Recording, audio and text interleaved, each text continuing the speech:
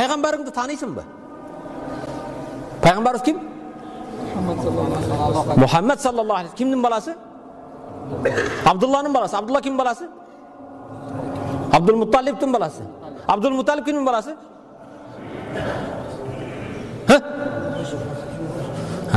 Тайсонды сұраса айтып бересің. Хоббисін айтасың, не тамақты жақсы көреді, килограммы қанша жол ем oldu. Мессini сұраса айтасың. Не үшін балдарыңызды еш зиян көрбейтілік? Егер балдарыңызды Құран дастарханында, Құранның айланасында, пайғамбардың айланасында, сахабалардың өмір баянымен балдарыңызды, қыздарыңызды тәрбие қылсақ.